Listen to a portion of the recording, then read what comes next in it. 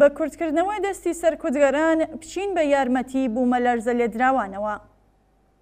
16 کەس لە زیندانیانی سیاسی ناوداری قەدیمی و کرێکاری و مامۆستا لە زیندانی ئێڤین لە نامەیەکدا ئاماژەیان بە موسیبەتەکانی بوومەلەرزە لێدراوانی شاری خۆی کردووە و خوازیاری ناردن و گەیاندنی یارمەتی خێرا پێیان بوون. ئەوان نووسیویانە بوومەلەرزە بە هەزاران ماڵی وێران کردووە و دوالەرزەکانی کە ئێستا ژمارەیان گەیشتووەتە 100 دوالەرزە بەردەوام قەبارەی زیان گەیاندن بە باقی ئەو ماڵانەی کەمتر زیانیان پێگەیشتووە دەباتە سەرەوە و بە ڕووخانیەوانیش جارێکی تر وە کارەساتەکەی بەم، وەرزەخان، سەرپۆڵزەهاو، کوت عەبدوڵڵا، پۆلدۆختەر، ئاقەلا و شوێنەکانی تر پەردەی ئەو هەژاری و بێبەشیە لادەدات کە ڕەنج و ئازارەکانی خەڵکی دووهێندە کردووە.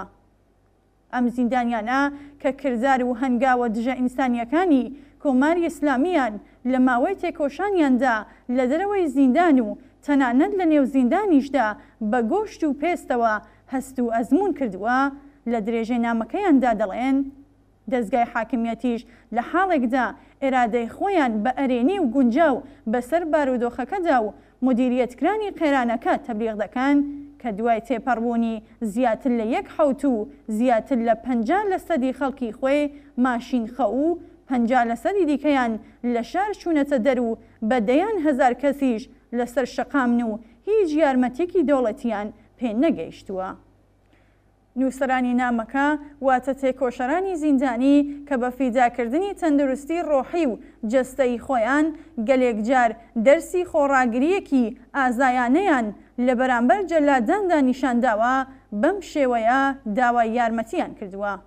ئێمە زیندانیانی سیاسی عەقیدەتی زیندانی ئێڤین وێرای دەربڕینی هاودەردی لەگەڵ خەڵکی موسیبەت دیتووی شارستانی خۆی و نیگەرانی زۆرمان سەبارەت بە بارودۆخی نابەسامانی بوومەلەرزە لێدراوان هەموو ئەو خەڵکەی چەندین جار لە کاتە دژوارەکاندا بە یارمەتی یەکترەوە هاتوون و ئەزمموی ئەو کارەیان هەیە بانگەواز دەکەین بە کارزاری و کەمپێنی یارمەتی گەیاندن بە خەڵکی بوومەلەرزە لێدراوی خۆیەوە پەیوەست بن تا شاهدی بەرەی جەماوەری و تەسلیمی حاکمیەت لە بەرامبەر ئێرادەیاندا بین.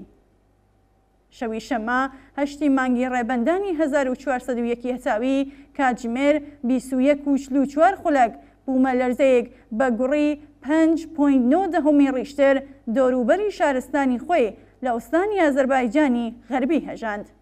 بە قۆڵی یەکێک لە کاربەدەستانی مانگی سوور بەگشتی 261,387 کەس شامڵی 77,290 بنەواڵە کەوتونەتە ژێر کاریگەری ئەو بوومەلەرزەیەوە. هەواڵنێریەکان تا ئێستا باسییان لە گیان لە دەستانی 3 کەس و برینداربوونی 1380 کەسی دیکە کردووە. لە ڕۆژی نوێی مانگی ڕێبەندانەوە حکوومەت ڕایگەیاندووە کە ئیجازەی گەیاندنی یارمەتی جەماوەری بۆ بوومەلەرزە لێدراوان نادات و سەرجەم یارمەتیەکان دەبێ بدرێنە ئەو جێگایانەی دیاری کراون و حکوومەت خۆی دابەشیان دەکات. خەڵک متمانەیان بە حکوومەت نییە.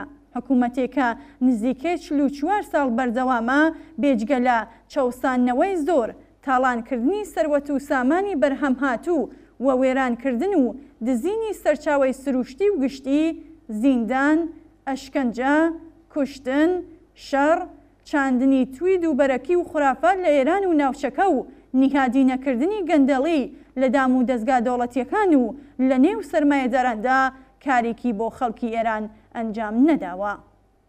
لەم بارودۆخەدایە کە خەڵک و ماڵە نائەمنەکانیان لە بەرامبەر ڕووداوە سروشتیەکاندا بەم شێوەیە ئاسیبپەزیرن کە بوومەلەرزەیەکی کەمهێز یان سێڵاوێک تووشی خەسار و زیانی قەرەبوو نەکراو دەبن.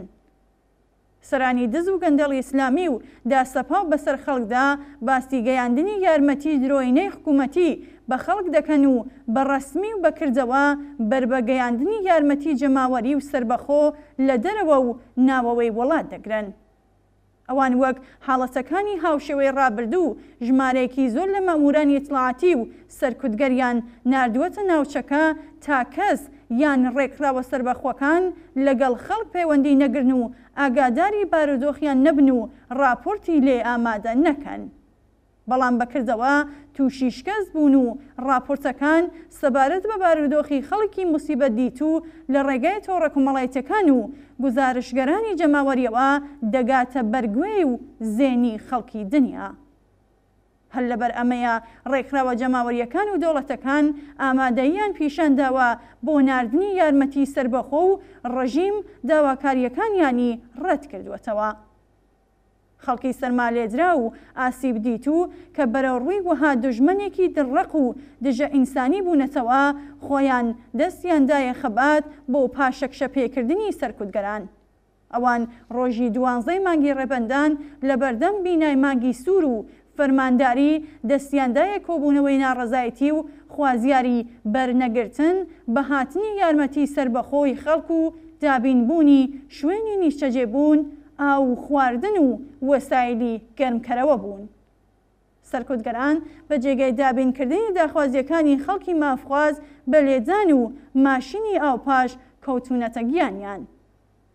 هەر ئەو جۆرێکە کۆمەڵێک لە زیندانیانی سیاسی نووسیویانە دەکرێت بە درێژەدان بە خەبات و لەسەر بەستێنی شۆڕشی ژن-ژیان ئازادی حکوومەتی شۆرایی ڕێگران و تاڵانچیانی حرفەی وادار بە پاشەکشە بکرێن و یارمەتیە سەربەخۆکانی خەڵک بگەندرێتە ناوچەی بوومەلەرزە لێدراو.